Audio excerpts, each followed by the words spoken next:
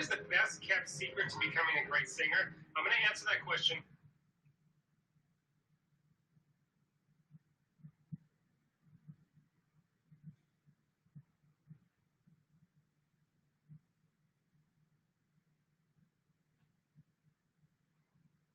Hello everyone, Derek Floyd here, Beautiful Now Podcast. Welcome to Chasing the Impossible.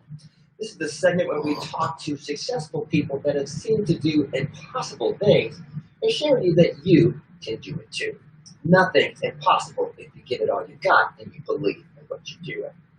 Now today I've got one of my really good friends out there in the industry who just happens to be an award-winning keyboardist, multi-instrumentalist, music, I would say genius if you ask me, but he's played with some of the best out there in the industry, and you might know this guy. He's played with Prince, of course. He was his music director for many, many years. I think even the longest running music director of all time, I think, was that guy. And he's also played with this band, of course, the New Power Generation. This young man has done just about everything out in the music industry and really continuing to break the ground. This is one of a good friend of mine. I just want to call him out and say, Morris Hayes, are you there, man? Talk to me. Yes, sir. I'm here, dude, man. It's great to be with you, brother. Thank you for having me, man. Man, good to have you on the show, Chasing the Impossible. Before we get started, I want to tell everybody, if you like the things you see on Chasing the Impossible, please put a like, share, and subscribe to the channel, The Beautiful Now Project, YouTube.com. Don't forget to do that, because we have a lot of great quality content coming your way every week from different channels like the Motivation Minute on Mondays. We have the Beautiful Now live sessions on Tuesdays. And now we've even got the Chasing the Impossible series coming to you on Friday. So always be looking for us and look for that great content. So like, share, and make sure you see us again. Now, Morris, man, I should appreciate you stopping by, man. It's been a long time, right? Yeah, it's been a minute, brother. You staying safe with all this COVID-19 nonsense going on out there? Well, that's the plan, man. We're trying to stay inside as much as possible and sequestered as much as possible, because I think we all know that, the way to fatten this thing out is that we avoid contact for now, and that we just try to stay home and stay out of the way. So I just kind of go and do essential things, like mostly for my dad. I think at the beginning of this, I went into full out stock up mode, and I think I was good for like a few months with my dad. Things. So I just try to, when I do go out, man, I wear my gloves and my mask, and I even got goggles, man. I put my goggles on. You going all in, man. You're not messing around with it. Not messing around. I'm no joke, man. So, man, I appreciate you just taking a few minutes to talk to my Chasing the Impossible subscribers. We know each other for a long time. Obviously, I've been a great admirer of your work with Prince and all the things you've done in between. Just to even get it started, music was your real passion. It kind of started, man. My mom had a piano at home, and she really wanted to learn. She wanted to play piano, and she wanted to learn. I was kind of on sports at the time. I liked basketball, but she had a piano, and she always wanted me and my brother to kind of like, she could sing, and she wanted to do more music. Fine. So, but it really kicked in for me when I got to university, when I got to college. And I was at an art scholarship, but I used to go past the music department to get to my classes. And I used to notice these cubicles with all these cats playing on them, man. And it's like every day I walked through and there'd be somebody playing sax, somebody playing keys. And it was just like, luring me in, man. And I just kind of like started to gravitate more from art over to music. And I had a college band called Polo. And I ended up, we had another keyboard player that was the main guy. I was just kind of in because I had some equipment. And what really sparked it was he had to quit. And once he quit, they were like, well, you got to play all the parts. And I didn't know all the parts. And I was like, back to Bill Clinton. He's going to do you want me to leave this for me? And we got a party. Yeah, just make sure it's going. I had to negotiate and pull that Can you move off. over? No, Pull I it can see. off. And that's what's like, wow, man, I can do this, man. I can actually do this. So was music always your dream, or did you, like you said, you kind of fell into it? But did you start out saying, "I just want to be a keyboard player. I want to be music"? No, I played a little at. Are you getting sound in here, bro? They don't care, man. It's just like this is the willingness to participate. That's okay, baby. That's all right. Come on, baby, that's all right. You Sure, praise the say Lord, praise that's all the right. You know, so it's like that kind of thing, man. But I think the real spark came. I saw Prince December 17, 1992.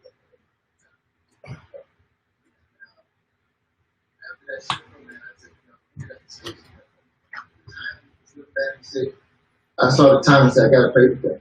You actually saw them at that time. Yeah. You said, I want to play with them.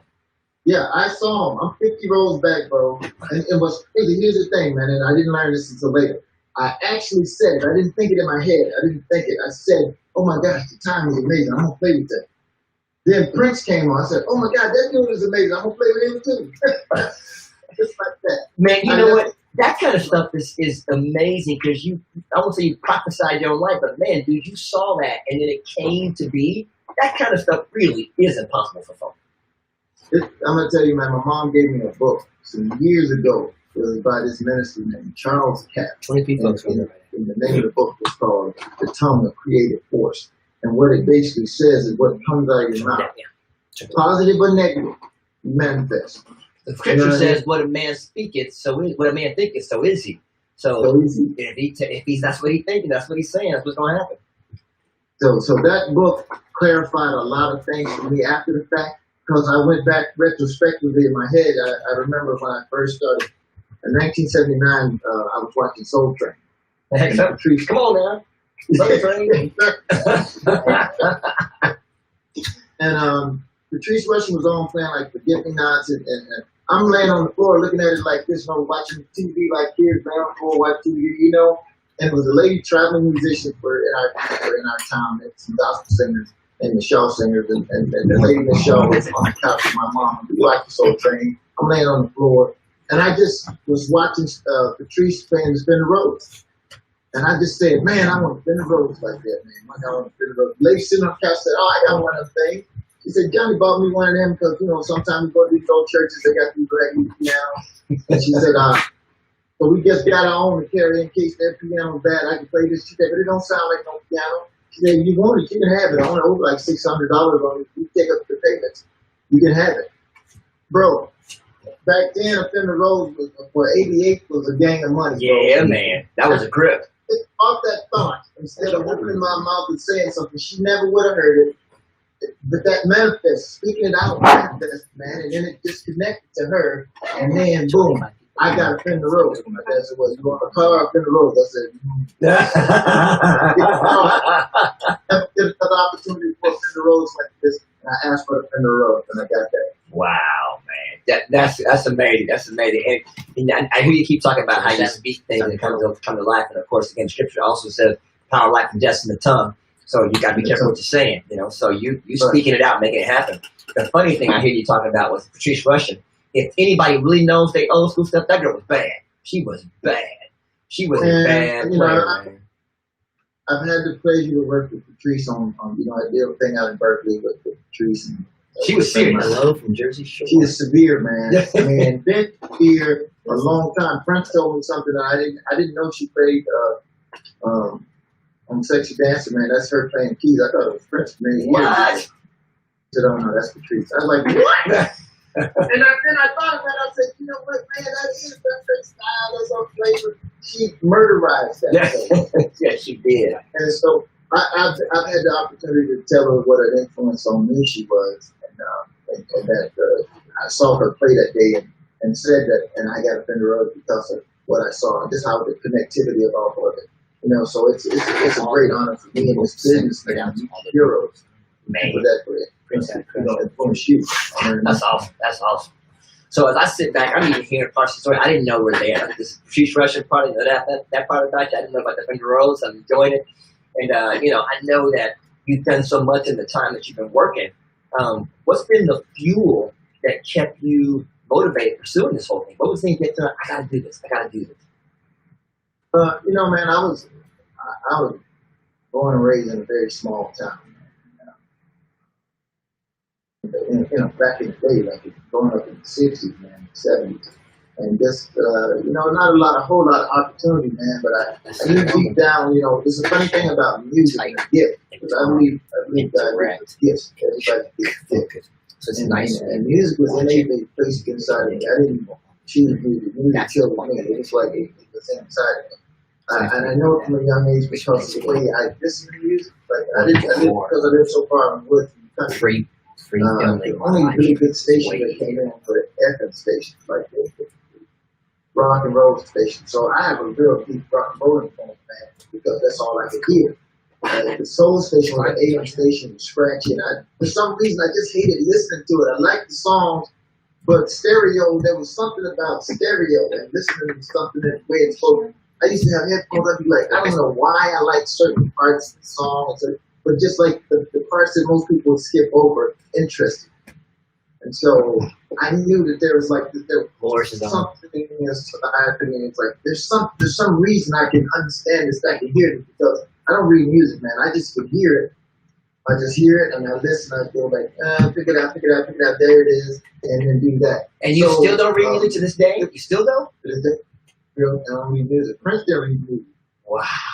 Ford, he didn't read music. You don't put up a sheet of music and read it. He could tell you what an A-flat minor is, C13 or whatever, but he could play it, but he couldn't read it. So there we kind of like, it was cool because this goes out on purpose. Losing you for a second there. Let's see if we can get you back. There you go. It's streaming on Facebook. See if we can get you back. So go to Facebook. People pretty good at everything. Good on Hang on. Just for a second, like we lost a little bit of audio. Come back to me and see what you got there. You there? Yeah, I'm talking to this. Do you got me? I'm listening to your video, which is weird. Let's see what's going on with that. Oh. Like your video stopped. Are you still in front of your phone? Oh. Yeah, I can see. No, I'm using my iPad. I can see everything, and it's switching back and forth. There you are. Now you're back. All right. Okay. You know where? At what point did it cut off? Because I can just start back there.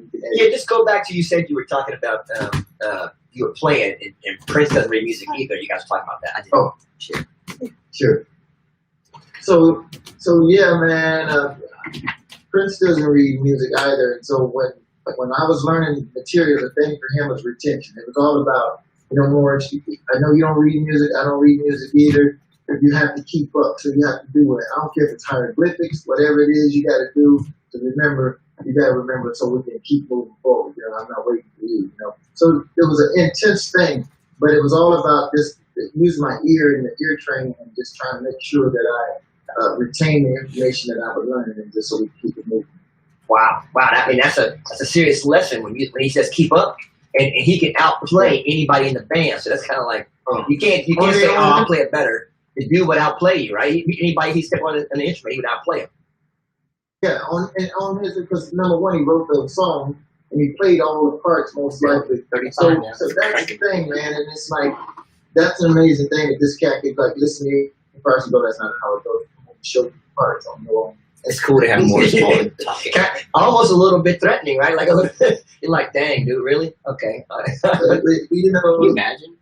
That's the weed hopper thing right there with the master, And what do you do? Thing, but you appreciate the lesson because a lot of times when you think you got it right and he shows you, you go like, oh, that's crazy. Wow. So, did you, before you got to Prince, did you have to grind out and do the homework to study? I mean, did you really have to learn your craft? Then you got to him, or did you learn it on the job? Oh, no. You can't learn that much on the job. You got to come in a little bit of something. He has to see, it's an interesting audition process. Prince already pretty much knows before you audition that you can handle it, that you can do it properly. And so yeah, it was. When I saw him in 1982, why is he so choppy? It took me 10 years. His video was like that. It would correct himself. That 10 years was the process. It was the process of like, okay, all roads led to a lot of times this situation. I knew when I saw that was it was choppy. So now it became like, what do I have to do? I don't have any music connection. If they're I don't have anything. All I have is a I don't receive what they're saying. That's all I have.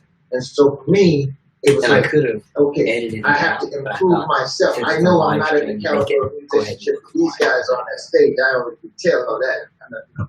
I can see what's happening there. So I have to get myself elevated to where I can compete and be on the same level as the cats that I just saw on stage. Wow. So then that process started there. And that process said I need to join a band. I need to get in a band. And I got with this band that was amazing from one of my frat brothers at college. I had a group in Memphis. And I had moved to Chicago because I got another scholarship to go to like DeVry to do a computer program. And I went to school in Chicago. So I got a call one day, come join this band. Yeah, I know. Like, I get signed to Motown, blah, blah, blah. And so I just said, man, I'm going to go do it. I'm going to just like drop everything. I'm going to move to Memphis, do this thing. And it was a good move, man, because those guys were my teachers and really put me on the level to where I started getting noticed from the camps in Minneapolis, Maserati, and some of the other groups that were there. I remember Maserati. Those cats were quick. They were good. That was my first Minneapolis. That's the reason why I moved to Minneapolis. I got a record deal with one of my training groups. I always used to see the black and white Motown photos with the Temptations, everybody in the pose. One day, man, I said, one day I want to be on a Motown record label so I can see that Motown him in the corner, that black and white picture. Yes, sir. That'd be a barbecue spot that they came in your town and then they left the picture with the Temptations at the barbecue. I said, I want to be on a Motown picture, man. And after they let Maserati off Basic Park record label, we got signed to Motown. Wow. We took that picture.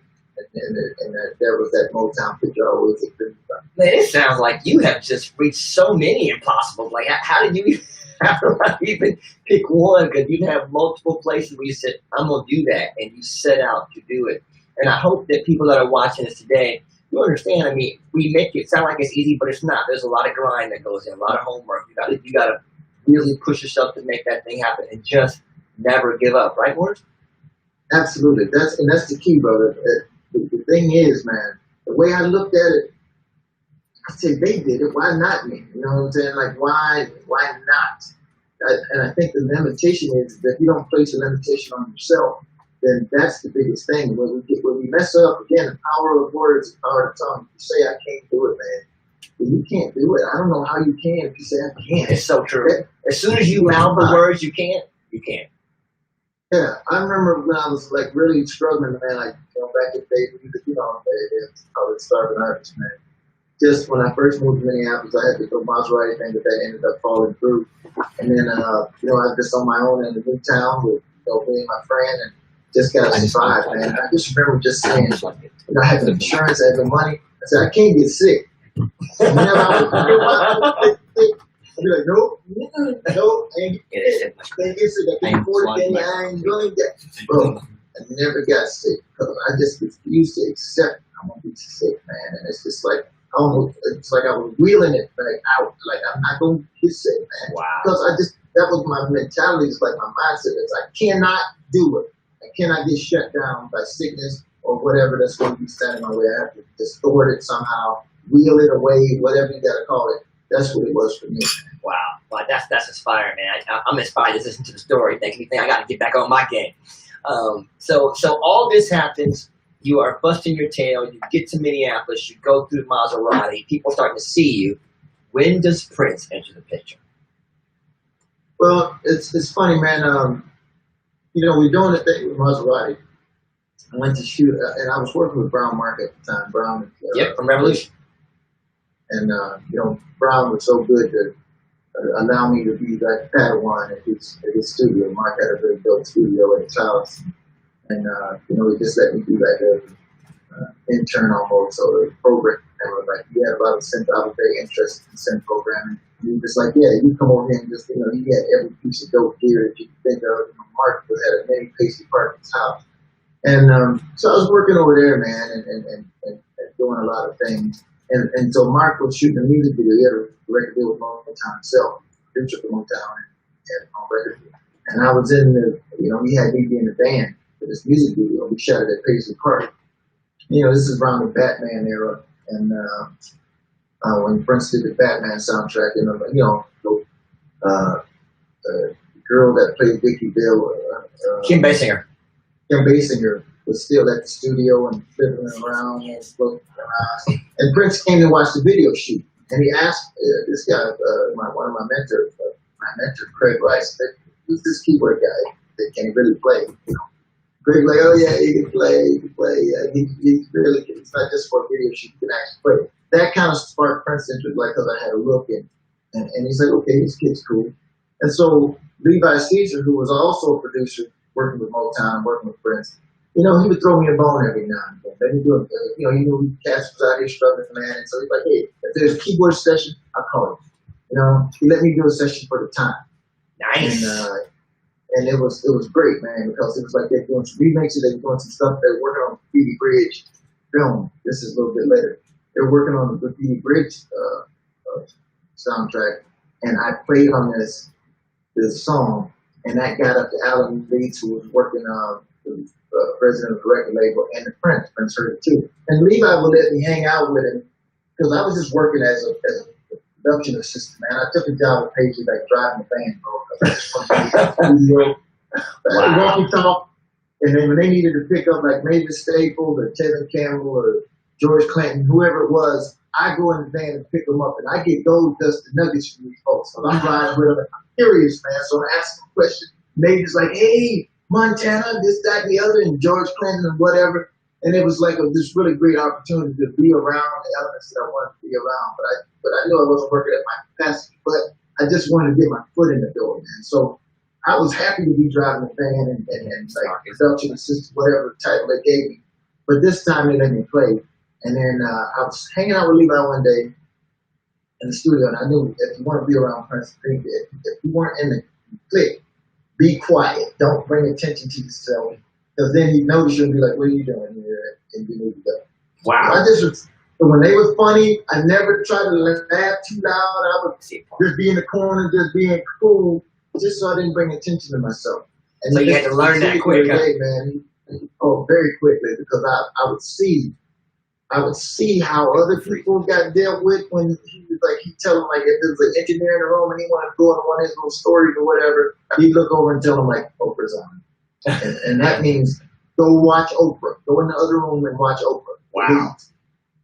And so I didn't want to get told Oprah was on, so I would have to leave. So he turned to me. Like, I've been working at the studio for weeks, months maybe, and this dude never said nothing to me. And he turned to me and said, I solo. And I said, I kind of looked around like you talking to me? He said, you played solo, right? I said, yeah, then I'm talking to you. And I said, thanks. Like, okay. And after that, it was like, okay, he can play, it's cool. Let him be here. He's okay. And I think that's what ushered it in. And then the opportunity came when he got a club that he built called Glam Slam. He wanted a house band. And I had a band, and he said, I want you guys to band and do my house band. And that turned into, okay, y'all are dope. I'm going on that Diamonds and Pearls tour, and I want you guys to play with Carmen Electra. And then Carmen used to tell me, yeah, he likes you, man. Like, he really gives you, and my team used to tell me, like, he likes you. You're funny, you can play, blah, blah, blah. And he said, you're going to get this band one day. I'd be like, oh, man, get out of here. And sure enough, after that tour in 1992, this is 10 years from 1982, after the tour, I ran into him at his nightclub. And he said, what's up, grandson? Want a job? Need some work? I said, yeah, I'll be over there to mow that yard for you first thing Monday. And he said, no. And I'm talking about being in the band, man. And it's like, bro, it was like, you don't even understand the elation. And I have to tell you this. I have to tell other people this that's associated with this program, because I want you to understand it. Just because something like that happened doesn't mean that's the end of the story. I had two emotions that night when he asked me to play. Halfway to my car, I was walking on sunshine. I was elated. The other halfway, I was like, oh my God, they're going to find me. I'm not this good.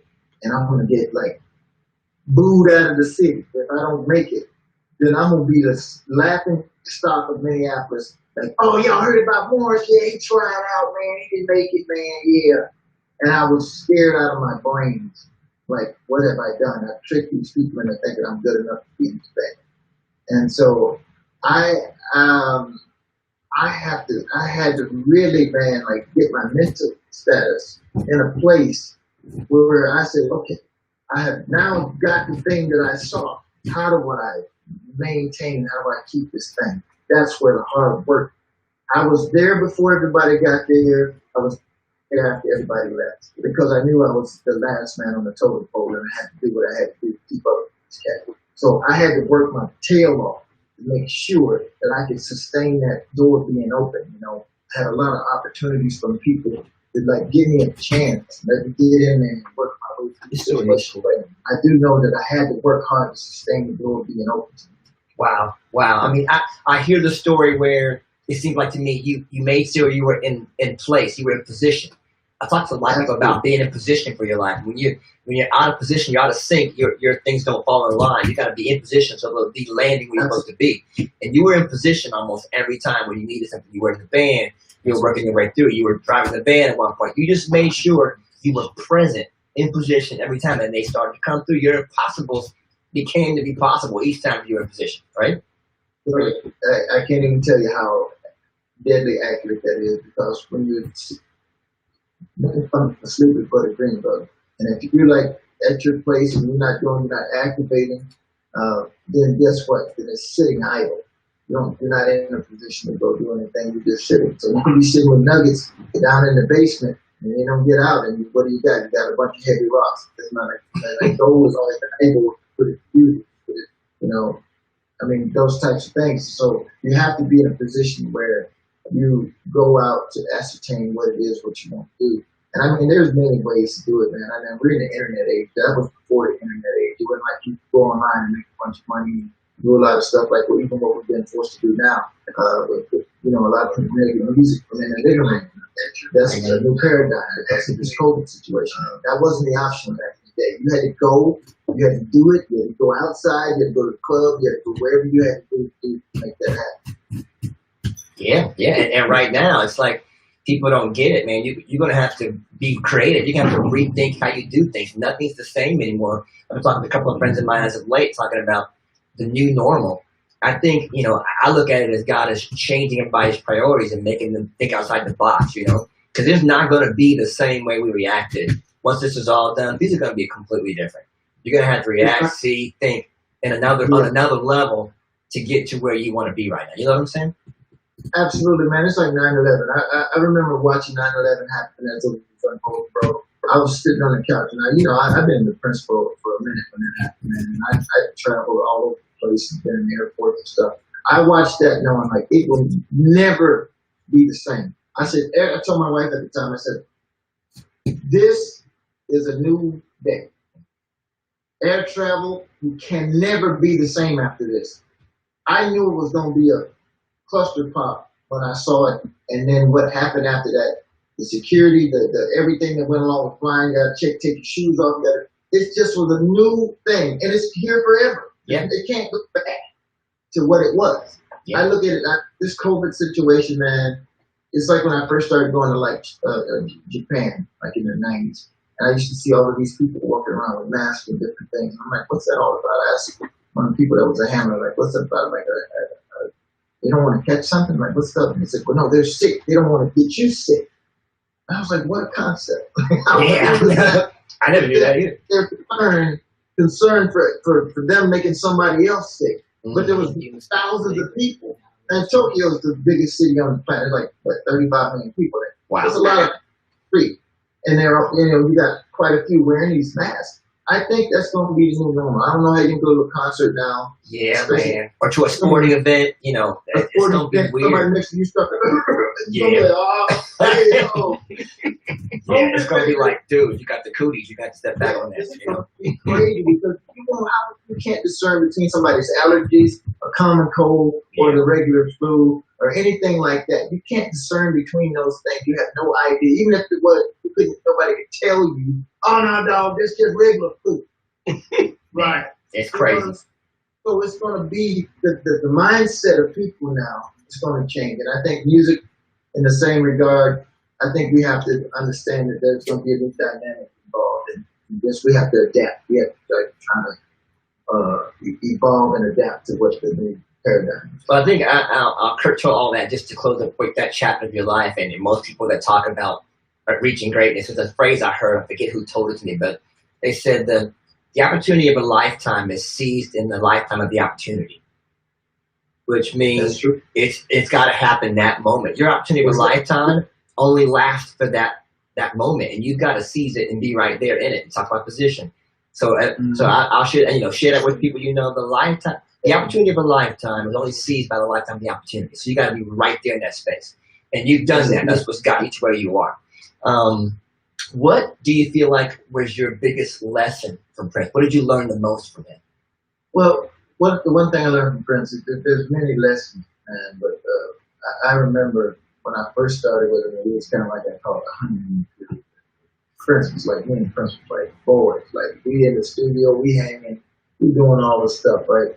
And he's just doing some crazy stuff, right? Prince is playing guitar and keyboard solo at the same time, like harmonizing with itself. I'm looking at this going like, bro, like, what the like? Can this dude be that good? It would be crazy. And I'm sitting there going like, man, I'm way over my head. Look at this dude. He's playing killing parts on two separate instruments at the same time. And he's just like, not looking at the other one, not looking at the, I'm like, oh my God. And I just said to him, I said, man, I can't do that, man. This is crazy, bro. This is like, and he said something, man, he was very quiet, man, which is kind of really scary, but he was quiet. And he just said, you want to stay here. If you want to be here, you can stay. He said, I don't accept you. He said, I don't accept, like, no, I can't do it, and that kind of stuff. He said, so if you want to stay around, you have to change your thought process in terms of what you can't do. And he says, I don't look at the possibilities. And I don't even take that into consideration. I'm always looking at what is possible and what I can achieve. You know, even when he was playing basketball, man, he would beat me like, I'm 6'5". This dude would beat me like I stole shit.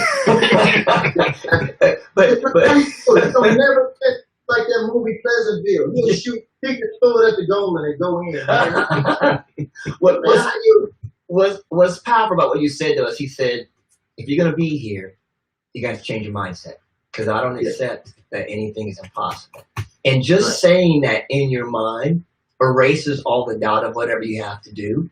It does change your perspective. When you tell yourself, I don't accept impossible, then whatever's coming at you somehow is possible. It doesn't mean you can do it right then, but it's possible to. That changes everything. And that's the thing. And I think, of course, we know that, you know, I think we have to use it from a metaphorical sense, that from a place of, rather, that if I got a nuclear bomb coming down and I think I'm going to catch it and stop it from hitting the earth, it's probably impossible that I'm going to be able to do that. But I think what his point was, is like, Morris, you have to, in your mind, set your mindset that, think of what could you do in a situation that possibly, you have to at least be in the capacity to think, what is an alternative? What can I do to achieve it? How can we win? How can we move forward?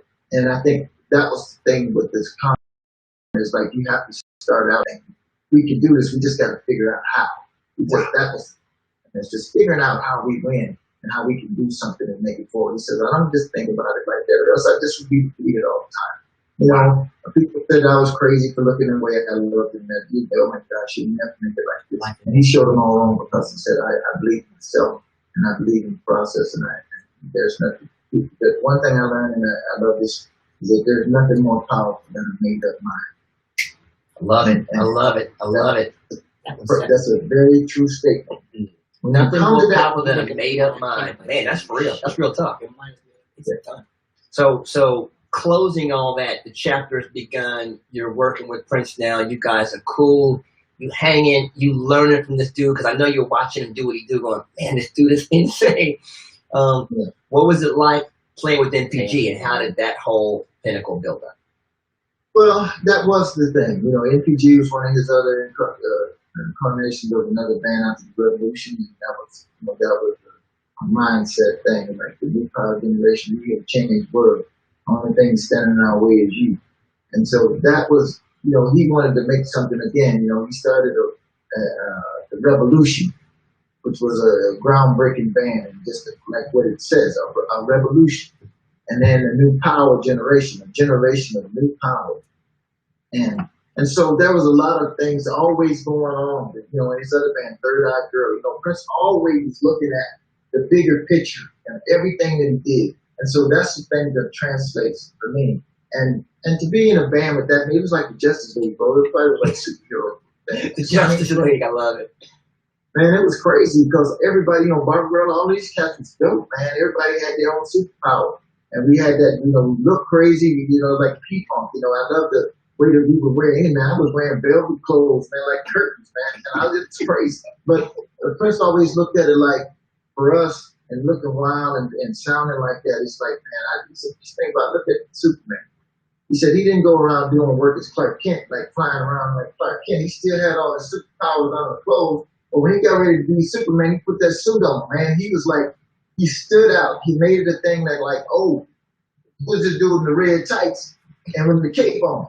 He getting ready to do, you know, he getting ready to do something. He said, come on the stage, like just move the cases on the stage and you're going to, he said, man, He said, that's why Luther wear that shiny jacket. He wants you to know, this dude with this shiny jacket, I'm going to get ready to do something. Nice. You know, and that's why Prince looked like that. That's why we look like that.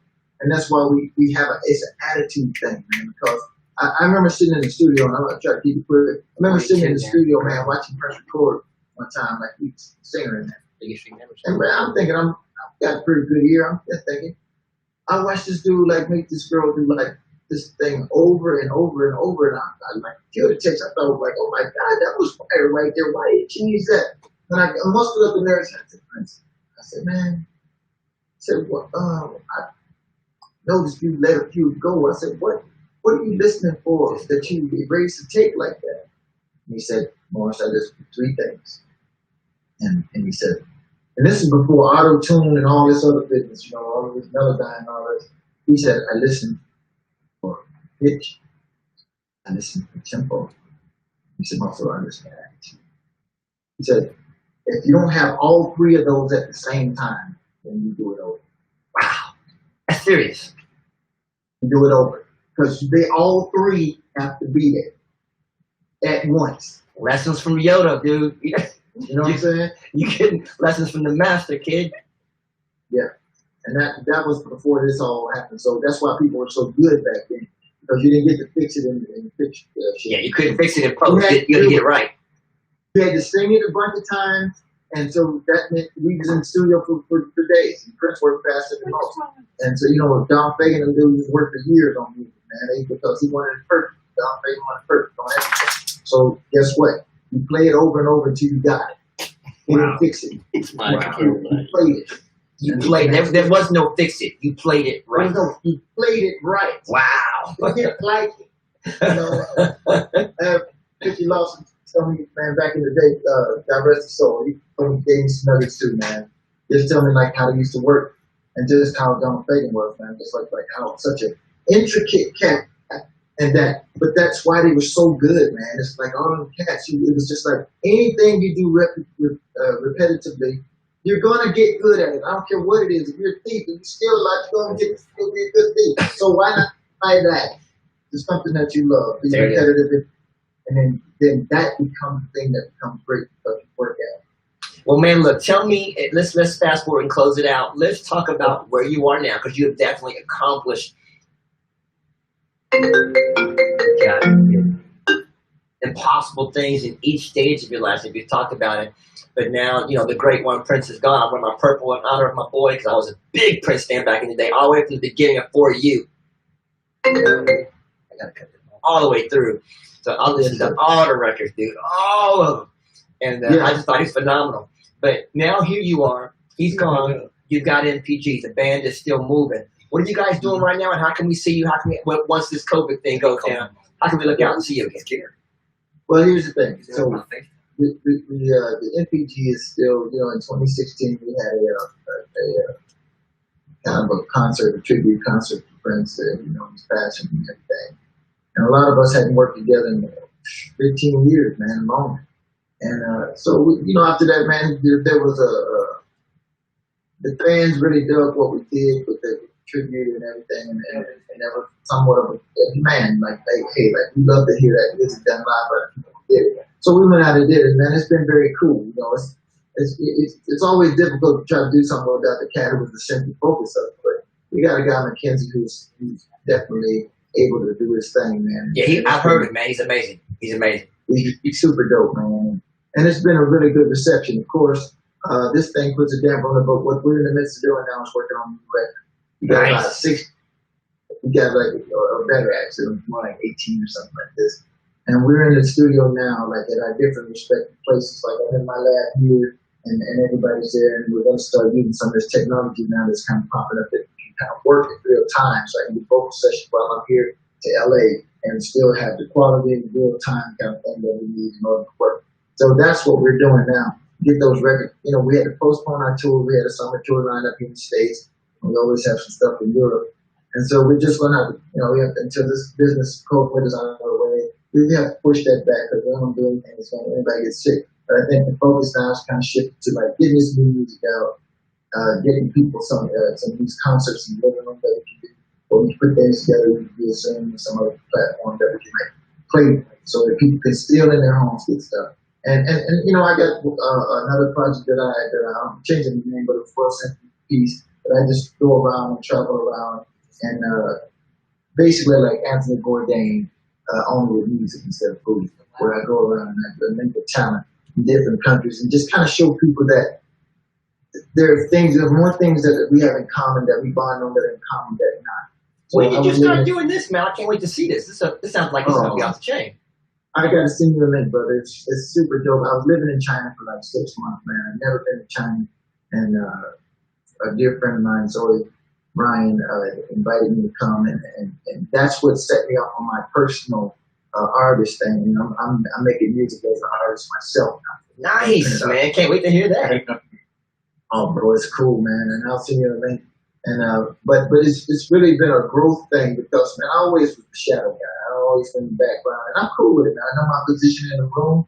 Everybody got a role to play. You know, Prince always used to liken it to the Chicago Bulls. He's like, I'm more something like you're Scottie Pippen.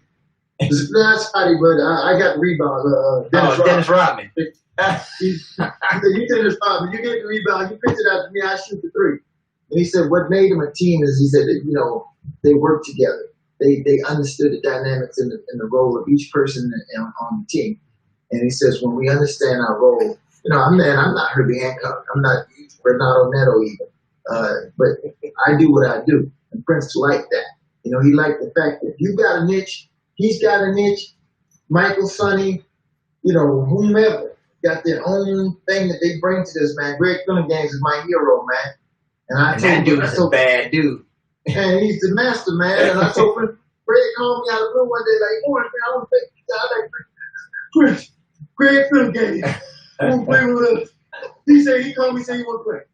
And he said, well, I got you. And I'm like, yeah, but I ain't Greg Gaines. Greg Gaines said, he said, but I got you. And nice. I'm like, going like, that had to make you feel good, though, didn't it? Yeah, but I was like, is he drunk? But it was cool. But what he was saying is he was basically like he's a gunslinger, and he goes from, you know, he said, but you're my crew. He said, Morris, you do a specific thing. I like what you do. That's your chunk in this operation. That's your lane, man. Stay in your lane. Don't try to get in somebody else's lane. That's what messes folk up. They always trying to get in somebody. Somebody said comparison kills, man. You can't compare yourself to nobody else. My daughter told me this today. You can kill your own mind, bro. I met Herbie, and Herbie is cool. I will never be Herbie Hancock. They can shoot me with whatever brain cells. I will never be Herbie. Yeah. But nobody can beat me being me, bro. Exactly. And my daughter told me this day. She said comparison kills peace. I'm like, ooh. She said it kills your peace of mind. You're trying to do something else and somebody else is doing you in their lane. She said, quit comparing. Comparison kills your peace of mind. I'm like, man, that is serious. That's gold dust, brother. That girl, how old is that kid? Man, she's up in the 20s. She's a big girl now. Dude, you know what? She's a neuroscientist in New York City. My girl is doing her thing. That brain cells, then that's why she come up with it. Yes, sir. That's duty for an almost 60-year-old man. Tell her thank you. Yes, sir. Yes, sir. It takes that one. That's a free nugget from my daughter. Taylor, that was for you, boo. Shouting you out again. A free nugget from our conversation. There it is, girl. There it is. All right, brother, we have to close up. We've been talking almost an hour. I just appreciate you talking and staying by, man, and just talking to the people up there because you inspire me just to hear your story. But I know even further, so many people are out there trying to figure out how can I reach my thing. And you just kept plugging away. You can't. To me, it seemed like there were certain things that made it work. You knew what you wanted to do. First of all, you called it out. You spoke it out.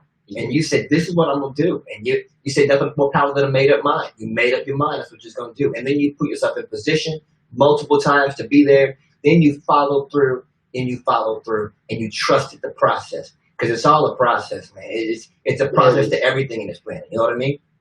Absolutely, brother. There's no question about it. There's a purpose for it. So I appreciate you, man. I appreciate you. And I appreciate all the work you've done along the way. I've been listening to you for years, and I realized it was you. But now we cool. I'm like, that's my dude playing. And just to wrap it up, it was great to see the Grammy concert a couple of days ago. That was awesome. Yeah. And I kept looking back and back to you with your long white coat on. I'm like, that's my dude back there playing. I said, how was that show, man? Was it amazing? It was fun, brother. I mean, Dave Grohl, I got to play with Dave back when we were doing the concerts at the Forum in LA, man. He came out and we jammed with him. And he asked me to do the thing with the Foo Fighters, man. And I'm a big Foo Fighters fan. So, man, he's like, would you mind? I'm like, bro, come on, man.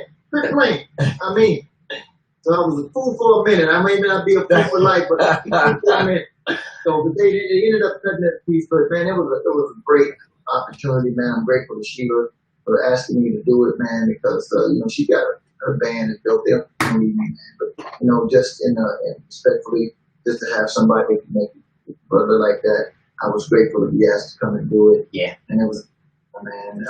And to still see the time come up and do their thing and see the revolution come back, it was a beautiful thing to see those bands still knocking it down. It was beautiful, man. And it was great. Terry Lewis and giving me 2 mentors of mine as well, man. Terry was very instrumental in me being able to get put on that, man. Talk to Sheila and a lot of them, man. Just like, I'm grateful, man. So it was a great show and cool and everything. I'm glad I had an opportunity to represent the institute in some way to be there, man. So I'm grateful. Well, man, we're going to close it off with, if there's anything that you want to tell the people out there that are chasing their own impossible, what would you leave them with to say, come on, it can be done? It's as simple as this. Don't give up. The only thing that's 100% sure is that if you don't do nothing, you won't get anything. That's 100%. If you don't do it, then you can rest assured that if you try, there's always a chance. There's always that. The 100% that you want is if you don't do anything. So don't give up. Go and try it. Go and do it. Follow your heart, man. Follow your dreams. It's possible, man. I'm a little kid from the woods of Arkansas. And I have come with the greatest people in the galaxy in terms of what it is that I dreamed of and what I wanted to do. If I can do it, anybody can do it. Wow. That's real talk.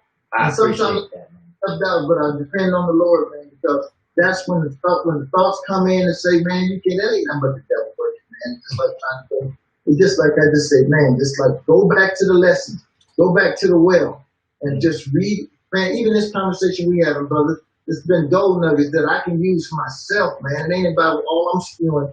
Just even from what you're saying, I've already been able to take and ascertain something that I can use moving forward right now. Yes, and that's what we have to look at every opportunity to better ourselves. If you come from anywhere, your daughter just gave you nuggets. Oh, yeah. My daughter set me right today. She set me right. That's what we always have to be mindful of, brother. Yes, sir. Yes, sir. Man, I appreciate you. As always, blessing to be around you. I can see you always inspire me. For everybody that's watching this lovely episode, please put in a share and a like and a subscribe to the channel. Share this episode with somebody who needs to be encouraged, man. There was a lot of good nuggets in this one. Push that subscription button, y'all. Push that sub button, man, for sure. And hey, be careful out there. Wash your hands. Be safe with everybody. God bless. Take care of yourselves. We'll see you next time on Chasing the Apostle. Y'all be good.